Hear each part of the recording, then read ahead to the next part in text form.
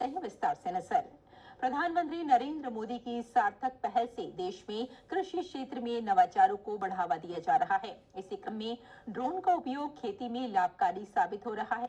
खेती किसानी में ड्रोन तकनीक के जरिए किसानों की आमदनी बढ़ाने के साथ ग्रामीण युवाओं के लिए रोजगार के द्वार खोलने के विषय पर कृषि क्षेत्र में ड्रोन तकनीक के प्रणेता और भारत में ड्रोन मैन के नाम से विख्यात शंकर गोयनका से बात की हमारे संवाददाता ओपी यादव ने।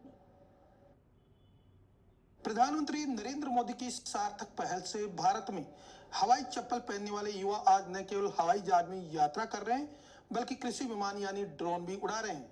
भारत में इसी संकल्पना को आगे बढ़ाने में महत्वपूर्ण भूमिका निभाने वाले ड्रोन मैन के नाम से विख्यात शंकर गोयनका हमारे साथ मौजूद है। बात करते हैं।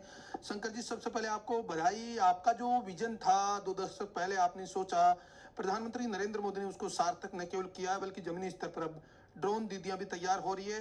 क्या कहेंगे, ड्रोन की शुरुआत कब हुई और आपके जहन में ये कॉन्सेप्ट कैसे आया? ड्रोन की शुरुआत तो मेरे जहन में करीब 2 दशक पहले से आई। पहले मैं देखता था बाढ़ का टाइम आया, कुछ ऐसी इमरजेंसी आई, कोई ये हुआ, तो मैं देखता था कि कैसे सुविधाएं हेलीकॉप्टर के माध्यम से या प्लेन के माध्यम से गिराई जा रही है। तो एक घटना ऐसी हुई कि हमारे कलकत्ता के अंदर जब एक बाढ़ का सीन आया, बांग्लादेश में था मैं, तो देख रहा था कि जो फूड पैकेट वगैरह ऊपर से गिरा रहे थे वो खाली 10% 5% नीचे पहुंच रहे थे, बाकी सारे वेस्ट हो रहे थे। तो ऊपर से हेलीकॉप्टर दिखा, नीचे एग्रीकल्चर दिखा, बाढ़ दिखी। उस समय मेरे जहन में आया कि क्या कभी भारत में ऐसा होगा कि ड्रोन के माध्यम से यदि हम खेती में कुछ कर सकें। उस समय ये तो नहीं पता था कि किस काम में आएगा, पर ऐसे ऐसे कुछ दिमाग में था। फिर हम इसके ऊपर फिर आज से करीब 3-4 साल पहले, 5 साल पहले फिर दोबारा काम आया। प्रधानमंत्री जी का, मोदी साहब का विजन मिला कि यार नई टेक्नोलॉजी इस देश में अब ये पॉसिबल है। तो जब हम गवर्नमेंट डिपार्टमेंट में गए तो वहां पता लगा इसके लिए तो फॉर्मेलिटीज बहुत हैं, बहुत सारे लाइसेंसिंग प्रोसेस है, बहुत सारी परमिशन है, ग्रांट है, अप्रूवल है। फिर हौसला टूट गया कि नहीं होगा। फिर एक दिन अचानक ऐसा हुआ कि पीएम साहब के मुंह से सुना कि भी ड्रोन क्षेत्र में काम करना चाहिए। तो फिर वापस से एक संकल्प बना और इसके ऊपर काम करने लगे। मैं डिपार्टमेंट ऑफ एग्रीकल्चर की तरफ से अलग अलग राज्यों में एग्रीकल्चर के ऊपर बात करने जाता था।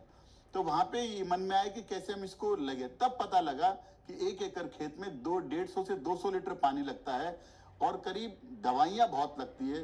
एक आदमी को 5 से 6 घंटे लगते हैं दवाई छिड़कने में। हमने 27 सितंबर 2021 को पहली बार सवाई माधोपुर में ड्रोन का डेमो किया, नैनो यूरिया छिड़कने के लिए। फिर हम इसको पसंद किया गया। प्रधानमंत्री जी ने मन की बात में 7 अक्टूबर 2021 को इसके बारे में बात करी और मैं ओवरनाइट जो है नेशनल हीरो बना ड्रोन के ऊपर। तब लोग पूछने लगे कैसे करना चाहिए, क्या ड्रोन है।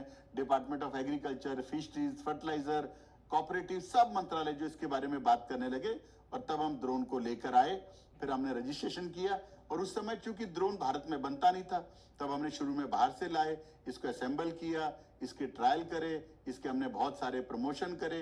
भारत के कई राज्यों में जाकर हमने ड्रोन के बारे में करीब 1000 से प्लस डेमोन्स्ट्रेशन करके बताया कि कैसे कैसे ड्रोन लाया जाए।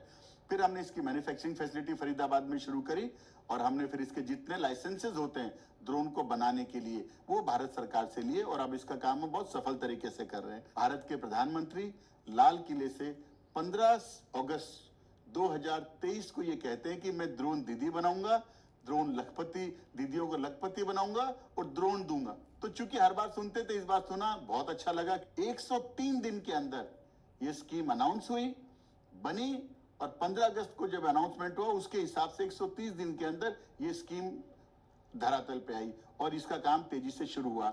बजट पास हुआ और within no time 1094 drone दीदी ट्रेंड हुई, उनको ड्रोन दिए गए और वो अपने क्षेत्र में जाकर ड्रोन के ऊपर बहुत सफलतापूर्वक काम कर रहे हैं। तो ये थे ड्रोन मैन के नाम से विख्यात अंतर्राष्ट्रीय स्टार्टअप उद्यमी शंकर गोयनका, जिनका मानना कि प्रधानमंत्री नरेंद्र मोदी की सार्थक पहल से कृषि में ड्रोन के उपयोग से एक और जहां किसानों की लागत कम और उत्पादन ज्यादा हो रहा है, वहीं दूसरी ओर युवाओं के लिए रोजगार, व्यापार और कारोबार की संभावनाएं बढ़ने के साथ साथ महिलाओं के लिए मान सम्मान बढ़ाने का महत्वपूर्ण माध्यम भी हो रहा है। मेरे सहयोगी कैमरामैन शुभम के साथ मोपी यादव, डीडी न्यूज, दिल्ली।